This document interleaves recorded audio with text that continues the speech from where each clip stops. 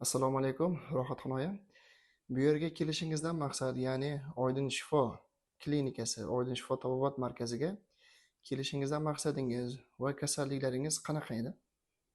Man ko'kra saratoni bilan kelganman. 3-bosqich. Og'ir holatda, og'riqlarim rosa kuchli edi. Hech kimga gapirgim ham kelmasdi. Hech kim bilan handegim ham kelgan. Xudoga shukur, hozir yaxshiman. Og'riqlarim qoldi. Holatim yaxshi. Birov bilan gaplashsam ham gaplasha olibman.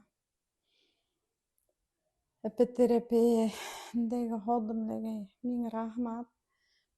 Meni shunchalik oyoqqa turg'izishda quvvatim ham yo'q edi, yurgim ham kelmasdi.